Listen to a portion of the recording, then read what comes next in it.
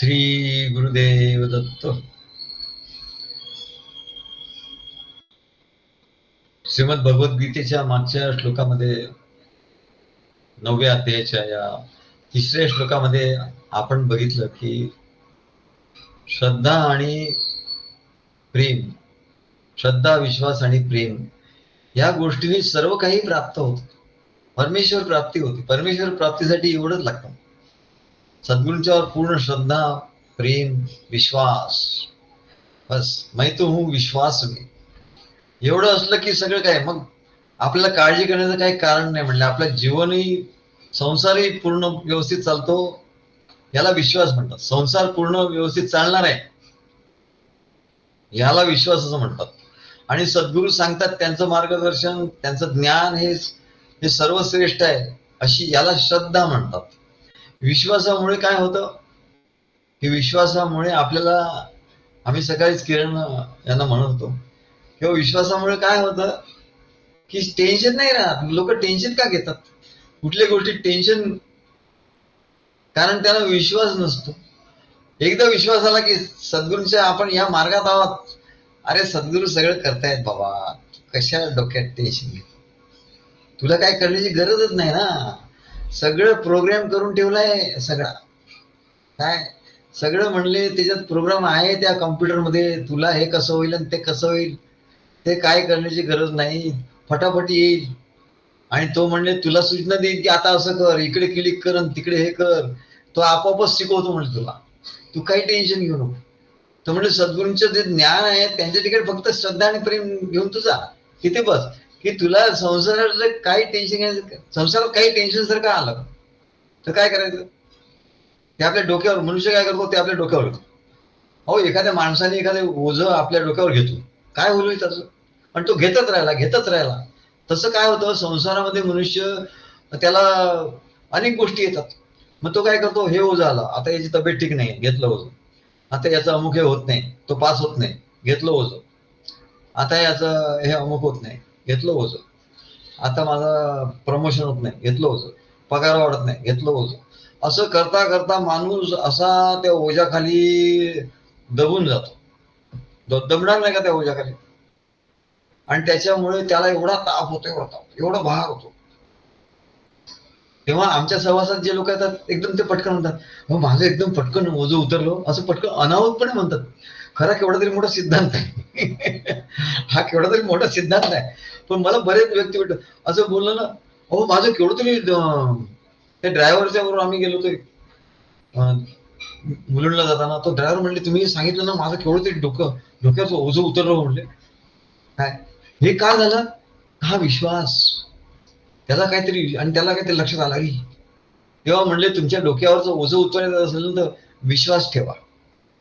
भवानी शंकरम वंदे श्रद्धा विश्वास रूपिणी. भवानी म्हणजे भगवती पार्वती देवी, काय ती म्हणजे श्रद्धा, आणि भगवान शंकर म्हणजे विश्वास. बस भगवान शंकर आहेत ना, सद्गुरू आहेत ना, बस सद्गुरू आहेत म्हणजे सगळं व्यवस्थित होणार. आणि सगळं व्यवस्थित असतंच हो ऑलरेडी. सद्गुरू काय सुद्धा, ते सुद्धा काय स्वतः करतात का? तेच ते काय नाही करते, म्हणतील ते म्हणतात सगळं तुझं होणार, तू माझ्याकडे आला ना बस. सद्गुरूंची एवढी शक्ती असते की त्यांच्यामुळे सगळं things will fall in line. काय काय बॉस आले की सगळे लोक काम करायला लागतात फटाफट.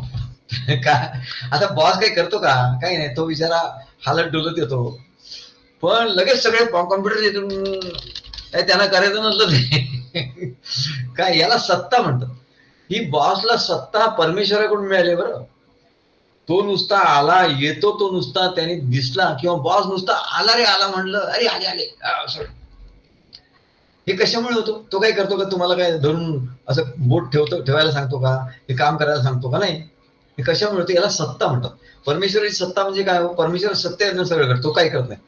याचं उदाहरण म्हणजे बॉस. बॉस काय करत नाही, काय, पण त्याची सत्ता असते. सत्ता ऑफिसमध्ये, अरे बाबा तो केबिन मध्ये आहे, केबिन मधून गेला की सगळे अरेंज काय, तेव्हा याला सत्ता म्हणतात. परमेश्वराची सत्ता, परमेश्वराच्या सत्तेची जाणीव असते. सद्गुरूंची सत्ता, अरे सद्गुरूंची सत्ता आहे ना, मग ते सगळं व्यवस्थित होणार. काय टेन्शन घ्यायचं नाही, एक एक घ्यायचं. काय कुठलं काही आपलं हे आलं म्हणलं, जे घ्यायचं आणि फेकून द्यायचं. आपण जसं घर बदलतो ना, आपण सगळं ओझं घेऊन जातो का घरावर?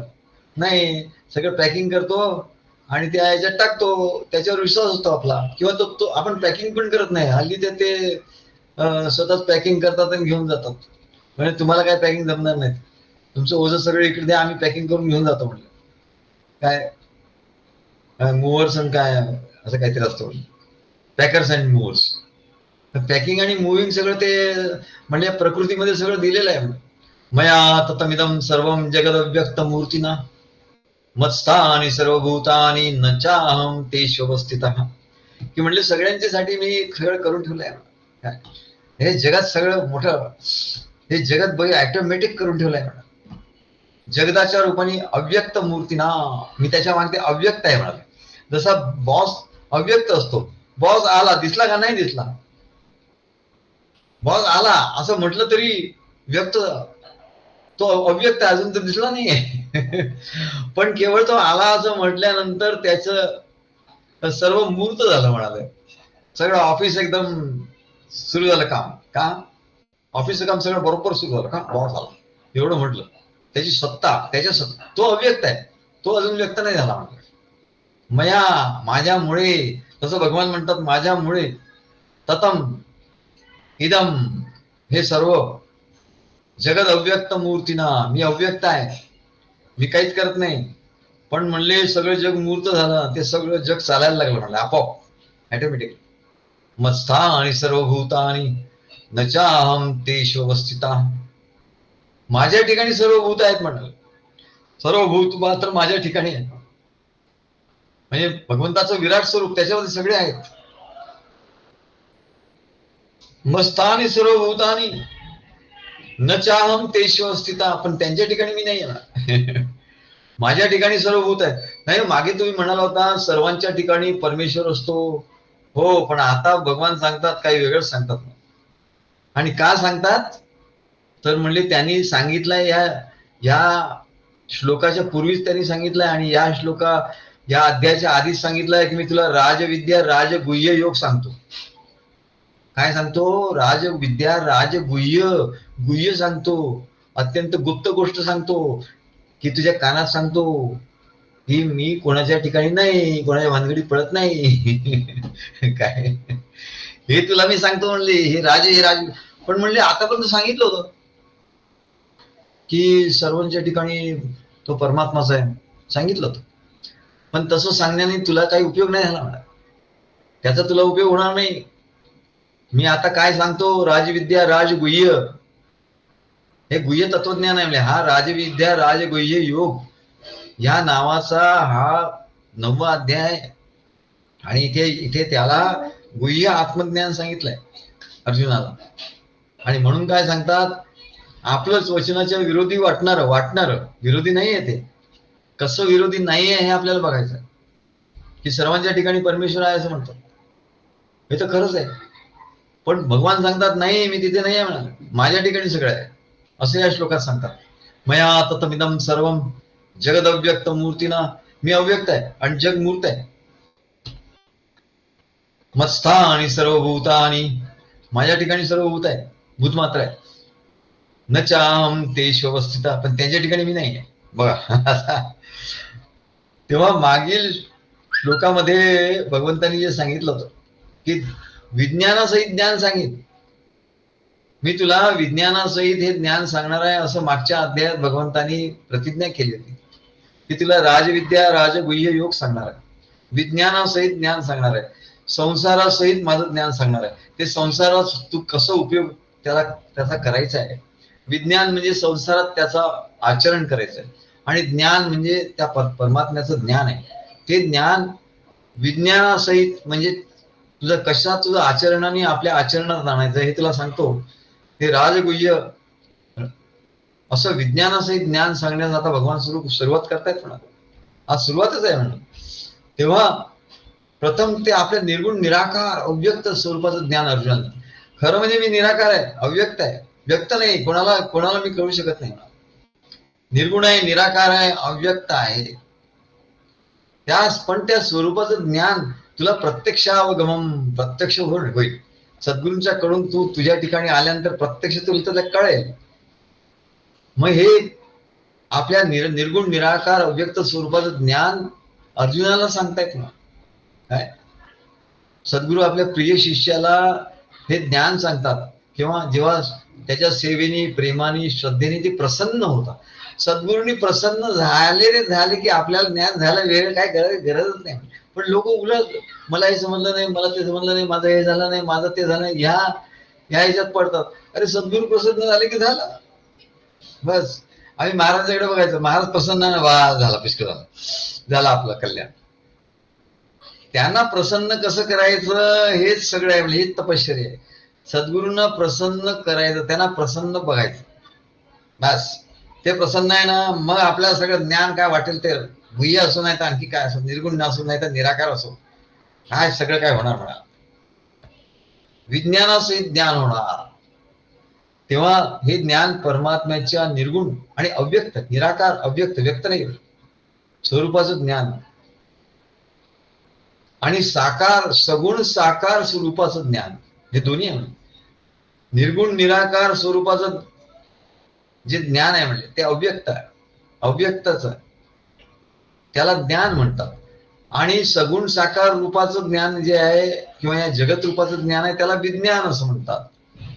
आणि म्हणून सांगतात मया ततमिदं सर्वं जगदव्यक्त मूर्तीना, म्हणजे मी माझ्या अव्यक्त आणि अतींद्रिय, इंद्रियाने तुला त्याचा अनुभव नाही येणार. किती पूजा केली, किती काय पूजा केली पाहिजे, सगळं केलं पाहिजे, बाह्यांगाने सगळं केलं पाहिजे, पण हे अतींद्रिय आहे, इंद्रियाने याला प्राप्त करून घेता येत नाही म्हणाले. तर हे अंतःकरण आपोआप ते निर्माण होतं अंतःकरणामध्ये, आपोआप निर्माण, ऑटोमॅटिक. करायला गेला तो गेला. जो कोणी म्हणेल की मी अमुक करतो मग अमुक होईल, हे हा मंत्र म्हणतो, हे स्तोत्र म्हणतो, हे झालं, हा आता मला ज्ञान आहे, जन्मात होणार करत राहतो. पण हे अतिंद्रिय आहे. हे कधी होतं, सद्गुरू प्रसन्न झाले तरच होत, नाही तर नाही होत. कारण हे अव्यक्त आहे म्हणलं. हे माझ्या सगुण रूपाद्वारे, म्हणजे सद्गुरू रूपाने मी जेव्हा सगुण होतो आणि या जगाला व्यापून टाकतो, म्हणजे त्या भक्ताच्या सगळ्या जग मी व्यापून टाकतो. जग म्हणजे काय, मन बुद्धी चित्त, इथे ते जग आहे. जगत अव्यक्त व्यापून टाकतो म्हणजे मी सत्स्वरूपाने निर्गुण निराकार असलेल्या परमेश्वराने हे सगळं जग व्याप्त केलेलं आहे. आणि त्याच्या निर्गुण निराकार रूपाने म्हणजे चिद रूपाने, त्याचं निर्गुण निराकार म्हणजे काय, स्वरूप म्हणजे सगुण साकार म्हणजे काय, सगुण साकार म्हणजे चिद्रूप आणि निर्गुण निराकार म्हणजे त्याच्या पलीकडचं, म्हणजे चैतन्य शक्ती यांनी जग व्यापून टाकलंय. त्या चैतन्याच्या ठिकाणीच हे सगळं जग निर्माण होतं. त्या देवी भगवती जिला म्हणतात शक्ती असं म्हणतात, त्या शक्तीच्या ठिकाणी सगळं जग निर्माण होतं, ज्याला माया असं म्हणतात. मायेच्या ठिकाणी हे जग सगळं निर्माण होतं आणि तिथे जगत अव्यक्त मूर्तीना, अव्यक्त हा परमात्मा अव्यक्त आहे. हे कसं आहे, मोठा खेळ, मोठा गमतीदार आहे आणि कोणाला न समजणार फार गुढ राजगुह्य, राजविद्या, राजगुह्य योग आहे म्हणले. तेव्हा म्हणले भगवंताची चैतन्य शक्ती अनेक नावाने आणि अनेक रूपाने प्रगट झाली. भगवंत अव्यक्त राहिला, तो तर व्यक्त झालाच नाही, पण म्हणले त्याच्या ठिकाणी निर्माण झालेली चित शक्ती अनेक नाव रूपाने प्रगट झाली. अनेक जीवांची अनेक नाव आहेत, काय कोणी राम आहे, कृष्ण आहे, हे नाव सुद्धा आपल्याकडे असतं, सदाशिव आहे. तेव्हा म्हणले ही सर्व नाव त्या परमात्म्याची नाव आणि रूप आहेत. श्रीहरी परमात्मा हा एकमेव आहे, एकमेवा अद्वितीय ब्रह्म असं सांगितलं, दुसरा नाही. पण मग त्याचं हे एवढं तो पसारा कशाला करतो, जगाचा एवढा पसारतो, एकमेव अद्वितीय आहे, एकमेव आहे, अद्वितीय आहे, दुसरं काहीच नाही त्याच्याशिवाय कुठेही केव्हाही काहीच नाही असं म्हणता.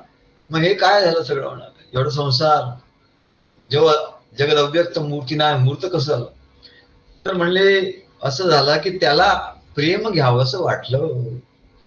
बघा प्रेमाचं केवढं महत्व आहे हो. परमेश्वराची प्राप्ती प्रेमाने का होते, प्रेमाचं काय महत्व आहे, तर म्हणजे सुरुवातच तिथून आहे म्हणले. त्या श्रीहरीला जगरूप तो झाला. कारण काय, तर त्याला आपलं प्रेम अनुभवाचं वाटलं. तो प्रेम स्वरूप आहे, त्याला आपलंच प्रेम अनुभवाचं वाटलं. तेव्हा तो म्हणले एकट्याचं काय आपलं प्रेम घेऊ शकत नाही. मग तो अनेक रूपाने झाला. एको हम बहुश्याम, बहु अनेक जीवांच्या रूपाने त्यांनी तो वेगळा वेगळा झाला. अनेक जीवांची रूपं त्यांनी घेतली आणि आपलंच प्रेम तो भोगायला लागला त्यांच्या रूपाने. आणि सद्गुरु रूपाने आला, अनेक भक्त झाले आणि त्यांच्या रूपाने तो आपलंच प्रेम घ्यायला लागला आणि त्यांच्या रूपाने तो त्यांनाच त्यांचं प्रेम द्यायला लागला.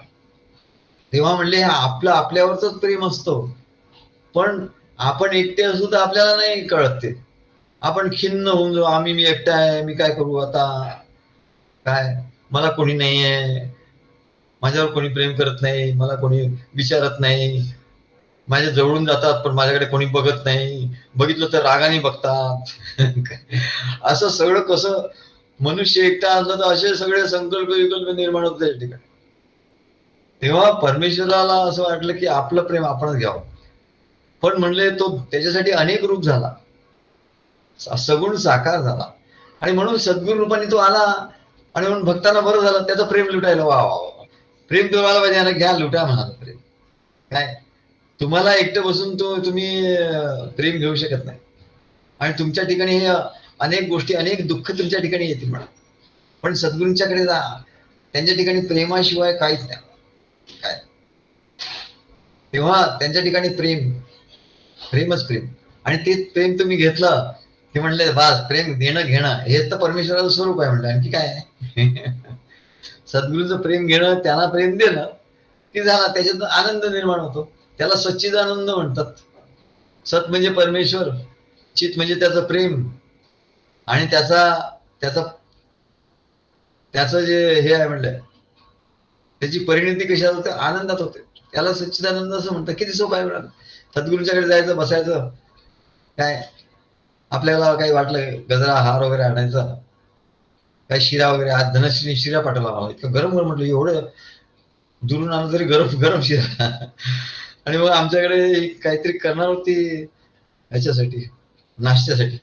शिरा पाहिल्याबरोबर ते नाश्ता विसरून गेली आणि शिऱ्याचा नाश्ता झाला, शिऱ्याचं रूपांतर नाश्त्यात झाला आणि आम्ही मग त्याने तो खाल्ला सगळा. तेव्हा म्हणाले काय असं सद्गुरूंच्याकडे सर्व घेऊन जायचं आणि आपण त्यांना प्रेम द्यायचं, त्यांचं प्रेम आपण घ्यायचं आणि याच्यातून जो आनंद होईल तो आपण लुटायचा. याला तर सच्चिदानंद म्हणतात. आणखी काय मोठं आहे सच्चिदानंद. काय पण हेच कळत नाही मला. तेव्हा त्या भगवंताला, श्रीहरीला, परमात्म्याला आपलंच आपल्यावरचं प्रेम घ्यावं असं वाटलं आणि म्हणून तो अनेक रूपाने अनेक रूप झाला. आमच्या महाराजांच्याकडे, महाराजांचा नातू होता, अगदी लहान होता, अगदी बालपणापासून आम्ही त्याला कडेवर घ्यायचं आणि त्याला आम्ही फिरायला वगैरे न्यायचं. एक दिवस महाराजांनी त्याला विचारलं, सगळे आम्ही बसलो होतो, सगळे होते, परमानंद स्वामी, कृष्णानंद स्वामी, म्हणजे याचं नाव मोहन होतं त्याचं. तो खेळत होता, सगळ्याची भक्त मंडळी बसलेली होती. महाराजांनी त्याला पटकन विचारलं, काय रे तुला कोण आवडतं? सगळे, त्याची आजी होती, त्याची आई होती, त्याची काकू होती, काका होते, सगळे होते, त्याचे आजोबा होते, सगळे होते, भक्त मंडळी होती. त्याला विचारलं, लहान मुलाला, बघा लहान मुलाचं कसं, त्याला विचारलं तुला कोण आवडतं? तो दंगामस्ती करत होता. दंगामस्ती करता करता धावता धावता तो सांगतो, मला ना मीच आवडतो. काय मला मीच आवडतो म्हणले. म्हणजे त्यानं खरं प्रत्येकाने अपेक्षा केली असेल की आई आवडते, काय वडील आवडतात, महाराज सुद्धा होते, महाराज आवडतात. त्याने कोणाचं नाव नाही सांगितलं. हा, त्याने एक सांगितलं मात्र की मला मी आवडतो आणि मला महाराज आवडतो, असं एवढंच सांगितलं. काय आधी म्हणलं मला मी आवडतो, मला महाराज आवडतो. महाराज म्हणले बघा हा केवढा मोठा सिद्धांत आहे ना, की आपलं आपल्यावर प्रेम, पण मनुष्याचं आपलं आपल्यावर प्रेम असतं पण ते स्वार्थाचं असतं. काय आपलं आपल्यावर प्रेम करायचं म्हणजे सद्गुरूंवरचं प्रेम केलं की ते निस्वार्थ होतं ते प्रेम आणि ते परत आपल्याकडे येतं, तेव्हा त्याला आपल्यावरचं प्रेम म्हणतात. की म्हणतो, आपण म्हणतो अरे वा आता मला किती बरं वाटलं ना, हा हे प्रेम मिळालं. तर तो स्वतःच तेव्हा स्वतःवर प्रेम करत असतो. पण जेव्हा तो स्वार्थाने स्वतःवर प्रेम करतो ना, की मला काय मिळालं म्हणजे प्रेम होईल, मला व्यवहारात काहीतरी मिळालं म्हणजे प्रेम होईल, व्यवहारात चांगलं म्हणलं म्हणजे प्रेम होईल, सद्गुरूंनी सुद्धा किंवा आणखी इतर लोकांनी मला चांगलं हे केलं म्हणजे प्रेम होईल, तर असं नाही म्हणले. तर हे सद्गुरूंचं प्रेम जेव्हा तो घेतो आणि त्याने तो आनंदित होतो, तेव्हा ते खरं त्याचं स्वतःवरचं प्रेम. म्हणजे त्याला कळतं की सद्गुरू आनंदित झाले, प्रसन्न झाले माझ्या प्रेमाने, म्हणजे खरोखर माझं प्रेम आहे, माझं प्रेम हे सच्च आहे, खरं आहे. शुद्ध आहे. आणि म्हणून ते शुद्ध प्रेम सद्गुरूच्याकडे जाऊन ते शुद्ध होऊन येतं. आणि मग ते शुद्ध प्रेम, जसं रक्त शुद्ध होत असतं आणि मग सगळ्या अंगात जातं. आपल्या हृदयामध्ये ते जातं अशुद्ध रक्त आणि मग ते शुद्ध होतं आणि मग ते सगळ्या अंगात जातं, मग मनुष्य पुष्ट होतो. तसं म्हणाले, आधी आपलं प्रेम जे जे काही आपल्यावर आहे, म्हणजे आपल्या शरीरावर आहे, देहावर आहे आणि आपल्या सर्व लोकांवर आहे, बाह्यांगावर प्रेम आहे, तेव्हा ते अशुद्ध आहे. मग ते सद्गुरूंना ते प्रेम देतो. मग सद्गुरू आपला आत्मा असल्यामुळे, आपलं हृदय असल्यामुळे तिथे ते फिल्टर होऊन पूर्ण शुद्ध होतं आणि ते परत आपल्याला मिळतं म्हणा. तेव्हा ते खरं आपल्यावरचं प्रेम आहे असं ते सांगतात. तेव्हा परमान स्वामीचं पद याच्यावर एक आहे की बहुरूपी होई एक हरी, आनंददायी खेळ करी. तो बहुरूपी होतो. बहुरूपी याचा दोन अर्थ आहे म्हणाला. एक बहु म्हणजे पुष्कळ रूप होतो, म्हणजे जेवढे जीव आहेत तेवढा तो होतो, बहुरूप होतो. आणि बहुरूपी म्हणजे आनंददायी खेळ, मग खेळ करायचा. आता सद्गुरु रूपाने तो बहुरूपी होऊन येतो. म्हणजे तो बहुरूपी, जसं म्हणतो बहुरूपी अनेक सोंग आणतो आणि लोकांना हसवतो, खेळवतो, आनंददायी खेळ करतो. तसं सद्गुरु रूपाने येतो तेव्हा तो कार्य निर्माण करतो आणि तो बहुरूप होतो. तसं तेव्हा मग लक्षात येतं की या संसारामध्ये सुद्धा अनेक रूपाने तो परमेश्वर आहे. तेव्हा त्याचा आनंद होतो आपल्याला, नाही त्या संसाराचा आनंद होणार नाही म्हणा. कारण भगवंतांनी सांगितलं की मी या संसारात नाही आहे म्हणा. सगळा संसार माझ्या ठिकाणी आहे, पण मी संसारात नाहीये. तेव्हा त्याला शोधून काढायचं असेल तर आधी सद्गुरूंच्या ठिकाणी, सद्गुरूंच्या कार्यामध्ये तो बहुरूपी कसा आहे, अनेक रूप सद्गुरू कसे घेतात, अनेक रूपांनी कसं प्रगट होतं असं जेव्हा दाखवतात आणि आनंददायी खेळ करतात, मग त्या खेळावरून जेव्हा तो बाहेर जातो, बाहेरच्या दुनियेत जातो, तेव्हा लक्षात येतं अरे हे सद्गुरूंचं हे खेळ आहे म्हणजे सगळे सद्गुरूच सर्व, परमात्माच हे सर्व खेळ करतायत. तेव्हा ते लक्षात येतं. हरीचं अर्धांग म्हणजे त्याची शक्ती. हरीचं अर्धांग म्हणजे काय, त्याची चैतन्य शक्ती. आणि त्या अर्धांगाकडे तो श्रीहरी बघतो आणि तिला म्हणतो ही माझी माया. अर्ध नारी नटेश्वर ज्याला म्हणतो. परमात्मा कसा आहे, अर्ध नारी आणि अर्ध पुरुष आहे, अर्धा पुरुष आणि अर्धी स्त्री आहे. अर्ध नारी नटेश्वर हा तो त्या मायेशी खेळ करायला सुरुवात करतो आणि तिच्या संगे तो रमतो. काय, माये संगे हरी रमला, मायेच्या संगे हरी रमतो म्हणा. आणि त्याची प्रेमाची क्रिया घडून सगळी मायेचे संग झाला म्हणजे काय, त्याच्या ठिकाणी प्रेम त्यांनी निर्माण झालं म्हणा. आणि त्यातून श्रीहरीची विविध रूप जन्म घेऊ लागली जीवाच्या रूपाने. आणि त्या प्रत्येकाला जीव अशी संज्ञा मिळाली. हे प्रत्येक जीव म्हणजे सद्गुरूंचं प्रेम, त्या परमेश्वराचं प्रेम, आणि त्या प्रेमाने तो विविध रूप झाला. आता त्याला जीव अशी संज्ञा का मिळाली, तो तर शिवाचा, तो तर श्रीहरीचा अंश आहे. जीव हा श्रीहरीचा अंश आहे, पण त्याला जीव संज्ञा का मिळाली, कारण मध्ये माया आली आणि मायेची छाया त्याच्यावर पडली, मायेची छाया त्याच्यावर पडली आणि त्याच्यामुळे त्याला कळणं असं झालं की मी कोण आहे. आणि म्हणून त्याला जीव असं म्हटलं, त्याला अज्ञान प्राप्त झालं. आणि म्हणून आमच्या महाराजांचं पद आहे, ब्रह्म सनातन जगरूप झाला, जीव होऊनी जन्म आला, अज्ञान निशात चढली, जीवाला भूलशी पडली, जीवाला भूल पडली. ते गडबड काय झाली की जीवाला भूल पडली, जीवाच्या ठिकाणी अज्ञान निर्माण झालं. खरं तो ब्रह्म सनातन जो आहे तोच जगरूप झालाय म्हणा, तोच त्याच्या ठिकाणी. तेव्हा त्याला अशी भूल पडली आणि मायेने त्याला भुलवलं म्हणाले. आणि म्हणून त्या पदात सांगतात, पाही अपुल्या अर्धांगाला प्रेमे माया म्हणतो तिजला. श्रीहरीने काय केलं, अर्धनारी नटेश्वर, त्यांनी आपल्या अर्धांगाकडे पाहिलं तर त्याला ती माया दिसली. प्रेमे माया म्हणतो तिजला, आणि त्याच्यावर तिच्यावर त्याचं प्रेम बसलं. माये संगे श्रीहरी रमला, आणि त्या मायेच्या संघामध्ये प्रेम त्या तो अनुभवायला लागला म्हणा. जीव शिव जुळे झाले मायेला, आणि मायेला माया ही प्रसूत झाली म्हणते, आणि तिला जीव शिव अशी 2 मुलं झाली, जुळे मुलं झाली. माये संगे श्रीहरी रमला. मग माये संगे श्रीहरी रमला म्हणजे काय हो, जसं व्यवहारात होतं, संसारात होतं की पती पत्नींचं हे होऊन मग त्याच्यामधून अपत्य होतं, काय तिला गर्भधारणा होते आणि मग ते अपत्य होतं, तसं झालं का म्हणले? तसं नाही झालं म्हणाले ते.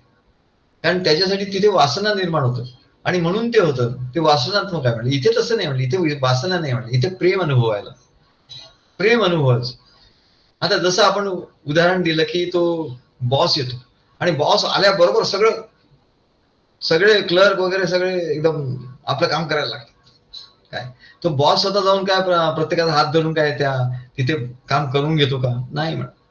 तो वेगळा राहतो, तो वेगळा आहे.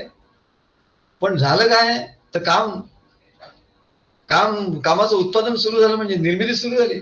नुसतं बॉसच्या येण्याने, नुसतं त्याच्या संपर्काने तो आला असं म्हटल्याबरोबर सर्व कामं व्हायला लागली, म्हणजे प्रोडक्शन व्हायला लागलं.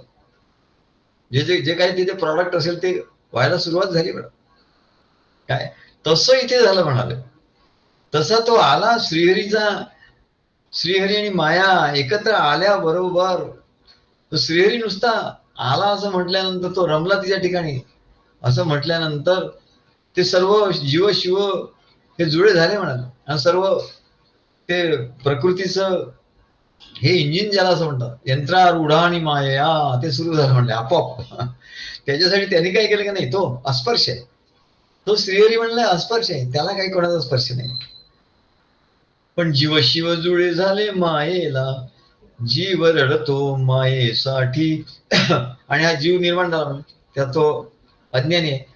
मग तो काय करतो, की माया समोर त्याला दिसते आणि तो तिच्यासाठी रडतो.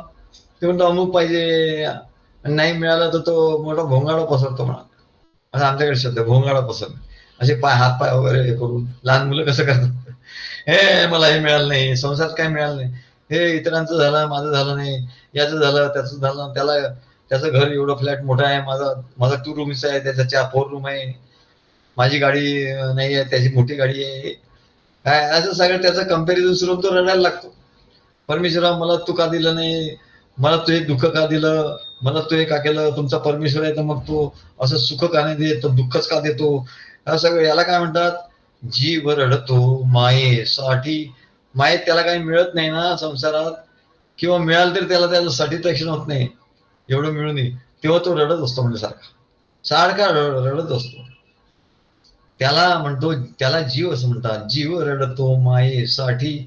त्याचं जीवन याच्यातच निघून जातं. पण जीव आणि शिव एकाच ठिकाणी आहे. म्हणजे संसार वृक्षी जीव शिव पक्षी. काय तेव्हा जीव या मायेत जन्माला आला, मायेची भूल पडली आणि तो रडायला लागला. मायेत हे अमुक आहे टमुक आहे सगळं त्याला भुलला म्हणजे. आणि आपल्या श्रीहरी स्वरूपाला भुलला म्हणजे विसरला. भुलला या शब्दाचे 2 अर्थ होतात. भुलला म्हणजे मोहित झाला, आकर्षित झाला, मोहित झाला. आणि दुसरा भुलला म्हणजे एका भुलला जनार्दनी. तसा भुलला. तेव्हा म्हणाले, किंवा भुलला म्हणजे दुसरा अर्थ विसरला. एक तर आकर्षित झाला, नाही तर विसरला. हा मायेकडे आकर्षित झाला, एकनाथ महाराज श्रीहरीकडे आकर्षित झाले, आणि जो जीव आहे तो म्हणले श्रीहरीला विसरला. तेव्हा शिवाचा जन्म सद्गुरूंच्या आत्मविद्यारूप मायेतून. माया दोन प्रकारची आहे, विद्या दोन प्रकारची आहे, पराविद्या आणि अपराविद्या. अपराविद्या म्हणजे या संसाराची विद्या, पराविद्या म्हणजे श्रेष्ठ, म्हणजे सद्गुरूचे ज्ञान देतात ते आत्मविद्या. शिवाचा जन्म कुठून येतो? पराविद्येतून होतो. आणि जीवाचा जन्म कुठून होतो? अपरा, माया. माया तीच आहे ना, पण तिचे दोन रूप आहेत, परा आणि अपरा.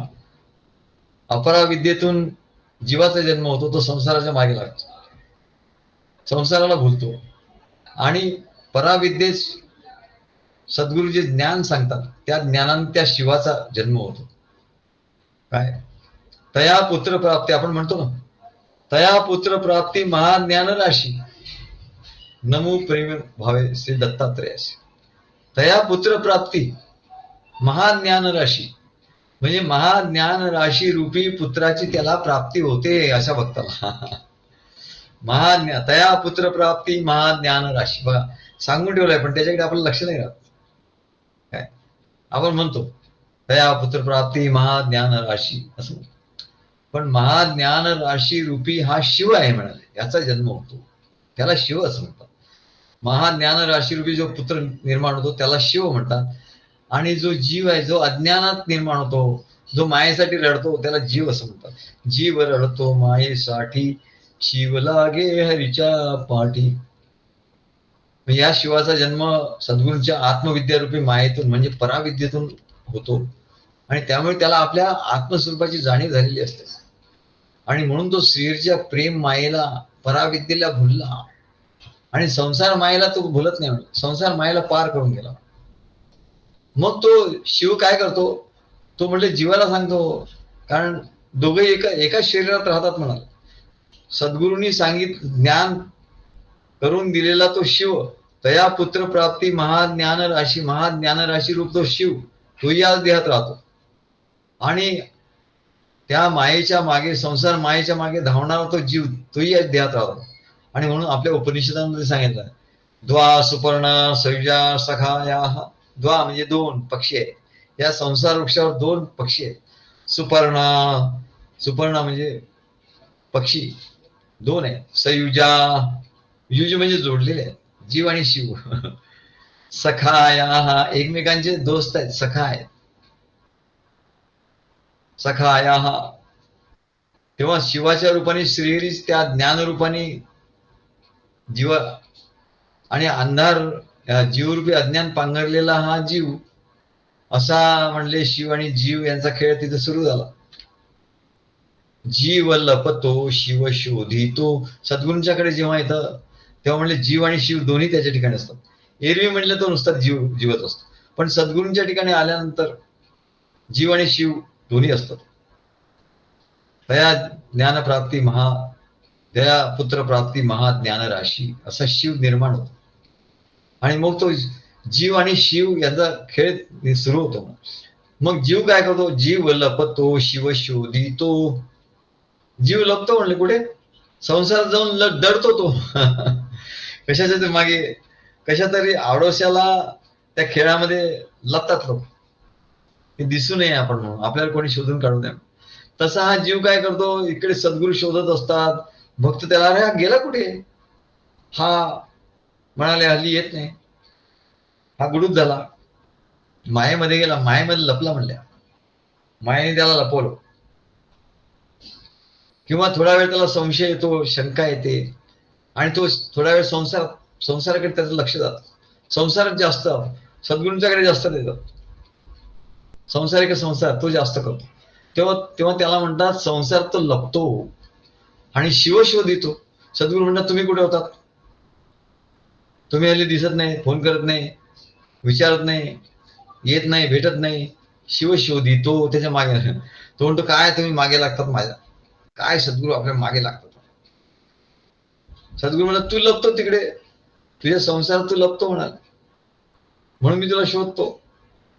तेव्हा जीव वारंवार या मायेमध्ये संसारिक विषयात लपायला, संसारिक विषय घेण्यासाठी तो लपतो म्हणा. लपून चोरून काहीतरी मुलं खातात ना, तसं म्हणले हा लपून चोरून मायात लपतो. म्हणजे त्याला माया ते सगळे विषय देते, आई त्याला काय काय पाहिजे ते देते. काय दात खराब होतील पण म्हणले चॉकलेट खायचं, आई चॉकलेट देते, अमुक तिचं प्रेम असतं म्हणून ते देते.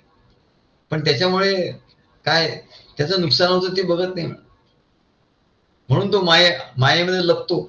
सद्गुरू त्याला शोधून काढतात, अरे नाही काय ते नाही करायचं असं त्याला सद्गुरू त्याला सांगतो. तेव्हा शिव त्याच्या मागे लागून त्याला शोधून काढतो आणि सांसारिक विषयातून त्याला बाहेर काढतो आणि या शुद्ध प्रेम भक्ती ज्ञानात त्याला भुलवतो, तिकडे भुलवतो.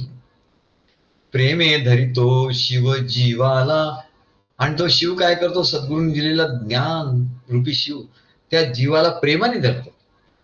माया पाहे कौतुकाला, ती माया दोन्ही प्रकारची आहे. एक संसार माया, एक तिचं रूप आहे, आणि दुसरी सद्गुरूंची प्रेम माया, प्रेम श्रद्धा ज्ञानरूपी माया, ती कौतुक बघते. म्हणजे कोणाचं, जीवाचे कौतुक बघते, शिवाचे कौतुक बघते. जीवा शिवाची गट्टी जमली, अशी त्यांची गट्टी जमली. हरीच्या अंकी जोडी शोभली. मी सद्गुरूंच्या मांडीवर दोघे बसले, हे तिला बरं वाटतं. आता सद्गुरूंच्या मांडीवर बसले दोघं, वा वा. आमच्या महाराजांनी लिहिलं की खुशाल आपल्या सद्गुरूंच्या मांडीवर जाऊन बसावं आणि असा त्यांचा आनंदाचा तो मोदक लाडू त्यांनी दिलाय तो खावा. हा भक्ताचा अधिकार आहे. म्हणजे हा भक्ताचा हक्क आहे, अधिकार नाही, हक्क आहे. अधिकार म्हणजे मला अधिकार, आता मला हे द्या, अमुक द्या, तमुक द्या, असं नाही. तर त्याचा तो हक्क स्थापित होतो आणि मग सद्गुरू त्याला सतत देतात. तुम्हाला की घे घे, त्याला देतात, एक एक एक गोष्ट देतात त्याला हळूहळू. एक रूप हरी परमानंद. नाही मग म्हणले असं सद्गुरूंच्या मांडीवर बसल्या असं बघितलं जीव आणि शिव, की म्हणले ती माया एकदम प्रसन्न होते, माया प्रसन्न होते. ती म्हणते माझं काम झालं आता. हरीस पाहुनी खुशीत हसली, आणि हरीकडे बघून ती खुशीत हसली. माया हरीच्या कुशीत शिरली, आणि माया काय, पहिल्यांदा माया त्या हरीच्या कुशीत शिरली. पहिल्यांदा ती माया गेली म्हणाले, ती संसार माया गेली, आणि ते ज्ञानही गेलं, ते अज्ञान गेलं. मग ज्ञान राहिलं का, नाही, ज्ञानही नाही राहत म्हणतात. ज्ञानही गेलं, अज्ञान, ते ज्ञानाने अज्ञानासहित त्या श्रीच्या ठिकाणी गेलं. मग काय राहिला, मग नुसता परमानंद राहिला, नुसता आनंद राहिला. खेळे बहुरूपी परमानंद, आणि असा त्याचा खेळ सुरू झाला. मग त्याचा दुसरा खेळ, हा एक खेळ झाला ना, हा एक खेळ म्हणजे जीव हा शिवरूप झाला आणि हरिरूप झाला. तो हा इथे खेळ संपला, माया संपली. ज्ञान अज्ञान रूपी माया, ज्ञानही संपलं, अज्ञानही संपलं. अज्ञान संपवून ज्ञानरूपी माया संपली. मग तो शिवस्वरूप झाला. आता तो शिवस्वरूप झाल्यानंतर काय होतं म्हणाल, परत खेळ संपला का, नाही, तो खेळ संपला. म्हणजे माया गेली म्हणाल, आता मायेचा खेळ नाही, मायेचा खेळ संपला. मग आता कोणाचा खेळ, आता श्रीहरीचा खेळ तरी चालू राहिला आपला, पण तो मायेशी खेळत नाही. म्हणले आता तो आपला आपल्याशीच खेळतो. काय संत सत्पुरुष सद्गुरू आपल्याशी खेळतात, आपल्याशी खेळतात. आता तिथे माया नाही आहे म्हणत. ते जेव्हा भक्तांशी खेळतात तेव्हा तिथे माया असते, कारण ज्ञान आणि अज्ञान, त्यांना ज्ञानही सांगावं लागतं, अज्ञान काय ते दाखवावं लागतं कार्यामध्ये, आणि म्हणून तिथे मायेचा. पण तो भक्त एकरूप झाला सद्गुरूंशी, की मग त्यांचा ज्ञान अज्ञानाचा खेळ, अज्ञान माया लयाला जाते, आणि ज्ञानरूपी मायाही लयाला जाते. मग फक्त हरिरूपाचा अनुभव राहतो. मग तो पुढचा खेळ आहे. म्हणले कसा, त्याचं एक पद महाराजांनी लिहिलेलं आहे या श्लोकात, मध्ये हे दोन्ही आलंय, की मी त्यांच्या ठाई कसा आहे आणि कसा नाही. सर्व भूतांच्या ठिकाणी, भूत माझ्या ठिकाणी आहे, पण मी त्यांच्या ठिकाणी नाही. कारण काय, कारण म्हणले माया आधी वेगळी वाटली, ती माया एकरूप झाली श्रीहरीशी. मग त्या मायेच्या ठिकाणी आहे का ईश्वर, नाही.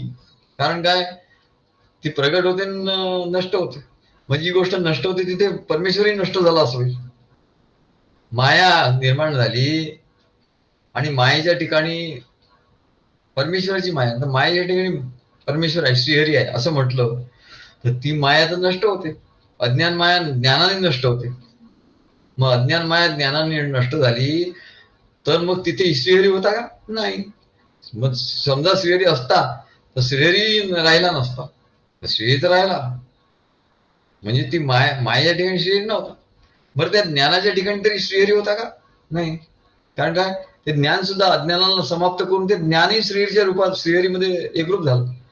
म्हणजे त्या ज्ञानाच्या ठिकाणी श्रीहरी होतं का, नाही. असं म्हणून भगवान म्हणतात की मी त्यांच्या ठिकाणी नाही, माझ्या ठिकाणी सगळं आहे. म्हणत ती मायाही माझ्या ठिकाणी आहे, तो शिवही माझ्या ठिकाणी आहे, तो जीवही माझ्या ठिकाणी आहे. सगळं माझ्या ठिकाणी आहे, पण मी त्यांच्या ठिकाणी नाही, त्या जीवाच्या ठिकाणी मी नाही. जीवाच्या ठिकाणी अज्ञान आहे, त्या शिवाच्या ठिकाणी मी नाही. माझा ज्ञान आहे, विद्या आहे, मी नाही. मी त्याच्यापासून वेगळा आहे.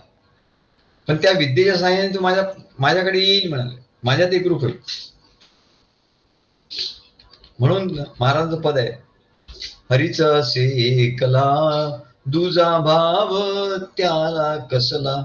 हरीच एकला आहे, म्हणजे एकटा नाहीये. एकट्या माणसाला भीती वाटते. एकटा आणि एकला याच्यात फरक आहे. अलोन ज्याला म्हणून त्याला भीती वाटणार, की बापरे कोणतरी पाहिजे, मग आपलं कसं होणार, काय होणार, हे होणार ते होणार असं वाटतं. पण खरा भक्त जो असतो तो म्हणतो, अरे मी एकला. भक्ता एकांतिनो मुख्या. भक्त कोण? जो एकांतात राहतो आणि त्याला भीती नाही वाटत. नाही मग असं झालं, मग कसं येईल, मग नातेवाईक तोडले तर मग आपल्याकडे कोण येईल, मग आपल्याला मदत कोण करेल, मग हे कसं होईल आणि ते कसं होईल, त्याला काय भीती वाटत नाही. कारण त्याला माहिती आहे तो परमेश्वरच आहे. नातेवाईक काय आहे म्हणाले, नातेवाईकांची काय मिजाज आणि काय अवकात. अवकात हा शब्द आहे. नातेवाईकांची अवकात, कोणी हा येईल रे तो करेल रे, त्यांची काय अवकात आहे म्हणा. अरे परमेश्वर सद्गुरू आहे तिकडे. मग मला काय नाही, मग नातेवाईकांना तोडून टाकायचं, हे यांच्याशी संबंध ठेवायचं नाही, हे काय असं, मग कसं होणार, काय होणार. यालाच अश्रद्धा असं म्हणतात. अश्रद्धाना पुरुषा. काय यालाच अश्रद्धा म्हणतात. अरे ज्याची परमात्म्यावर श्रद्धा आहे त्याला काय म्हणले कमी नाही. तू नाही दुसरा कोणी येईल, हा नात्यातला नाही ना, तर दुसरा कोणतरी धावून येईल म्हणलं. अहो काल आम्ही गेलो होतो, कुठे आम्ही जातो ना, आम्हाला रिक्षा मिळत नाही. रिक्षावाला येतो जातो. काल त्या रिक्षावाला आम्ही कितीदा हात केला, मग एक माणूस आला, त्यांच्या तुम्हाला रिक्षा पाहिजे, कुठे जायचंय. म्हटलं बाबा तिकडे पांडुरंगवाडीत जायचं. हा थांबा. तिकडे रिक्षावाला आला, त्याने हात केला, ए थांब रे. जरा काय काय सर नाही म्हटलं, यांना तिकडे जायचं, किती पैसे होतील ते सांग. आम्हाला माहित नाही आमच्याबद्दल त्याला काय वाटलं काय माहित. बघितलं त्याने आम्हाला आणि तो म्हणला किती पैसे होतील ते सांग, म्हणजे त्यांनी लुटू नये म्हणून, जास्त पैसे मागू नये. तो म्हणले नाही साहेब 30 रुपये होतील. हा याला घेऊन जा. म्हणजे आम्ही बसलो, मग त्याने आम्ही त्याला थँक्यू म्हटलं, धन्यवाद. आणि असं बरेच होते. डोंबिवली लोक खूप चांगले आहेत त्या दृष्टीने, खूप मदत करतात. तर म्हणले अरे कोणी नाही तुझ्या बरोबर, तू रस्त्यावर निघालाय तर कोणी तुला मदत कर. कोणी म्हणजे तो कोणी नसतोच म्हणाले, तो परमात्माच असतो. काय तुला असं वाटतं कोणीतरी आहे, कोणी नसतो बाबा. सर्वांच्या ठिकाणी सर्व त्या परमात्म्याच्या ठिकाणी आहे. आणि त्याच्यामुळे तो परमात्मा ते कुठलेही रूप धरून येतो. येई तो कुठलेही रूप धरुणी भक्ता सरक्षी परी. आम्ही आमच्या काव्यात लिहिलं. आमच्या एका काव्यातलं वर्णन आहे. येई तो कुठलेही रूप धरुणी, कुठलेही रूप धरून येतो म्हणतो. भक्ता सरक्षी परी, पण भक्ताला रक्षण करतो हे निश्चित, त्याला कुठे करू देत नाही तो. आणि हरीच असे एकला दुजा भाव त्याला कसला. त्याला दुजा भाव नाही. शरीर आणि मग त्याचा खेळ कसा सुरू होतो.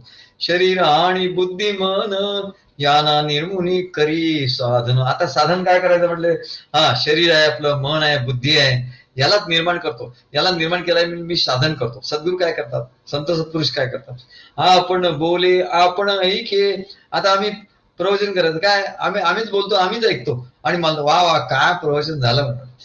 आमचं प्रवचन आधीच तयार असतं म्हणाल, नंतर आम्ही तुम्हाला सांगतो. पण आमच्या मनात आणि बुद्धीत शरीर आणि बुद्धी मन याना निर्मुनी करीस, हे आमचं साधन आहे म्हणा. आमचं साधन काय वेळ सोपं आहे.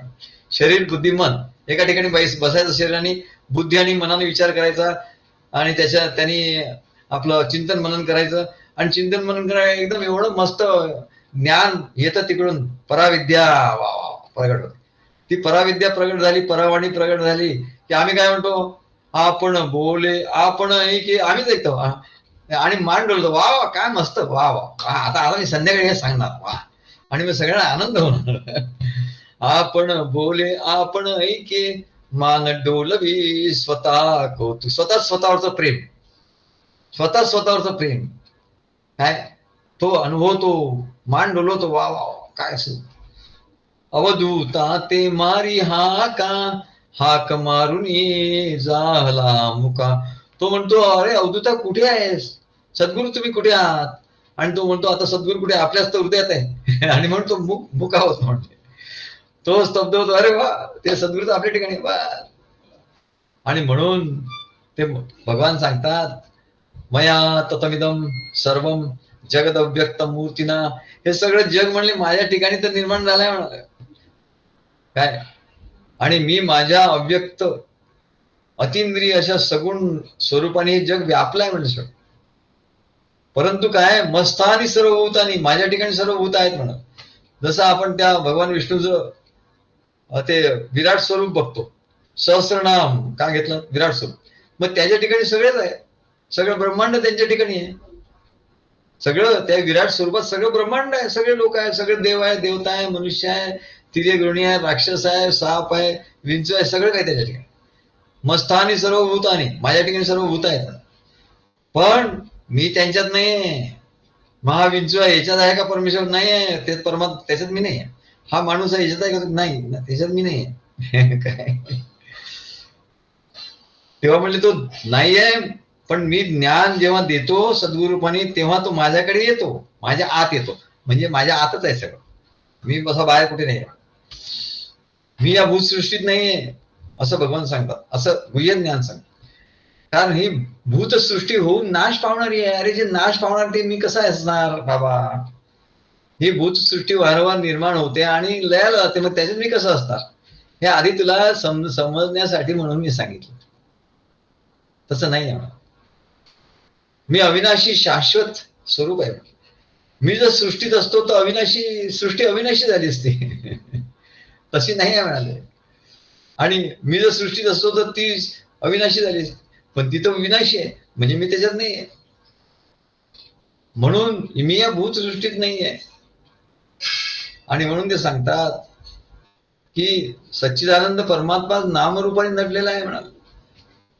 अशी बुद्धी जेव्हा होते तेव्हा अशी बुद्धी का करायची, तर सच्चिदानंद परमात्मा या सृष्टी रूपाने अनेकविध झाला आहे, अशी बुद्धी केली असता, असं सद्गुरूंचं ज्ञान आपल्या बुद्धीत श्रद्धा प्रेमाने ते ज्ञान आपल्या बुद्धीत ठेवलं असताना बुद्धीचा प्रवेश परमेश्वरात होतो. बघा इथे त्यांनी सांगितलं, परवा आम्ही याच्यावर प्रवचन करत होतो ज्ञानेश्वर महाराजांच्या अभंगावर, त्याच्यातही हाच विषय आला होता, काय बुद्धी, अशा भक्ताची बुद्धी त्याच्या आत्मस्वरूपात प्रवेश करते, आत्मस्वरूपात प्रवेश करते असं लिहिलं.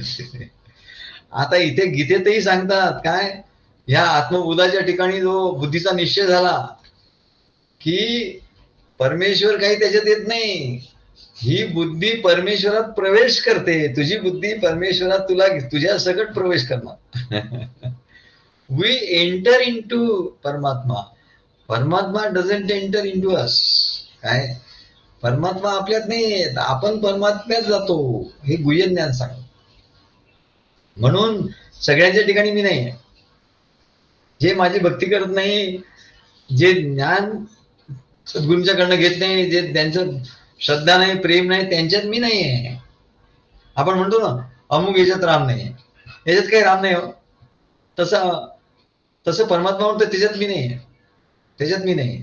पण माझ्यात तू येऊ शकतोस, कसं, श्रद्धा प्रेमाने तू माझ्या ठिकाणी, त्या श्रद्धा प्रेमाने ज्ञान होईल आणि त्या ज्ञानाने तुझ्या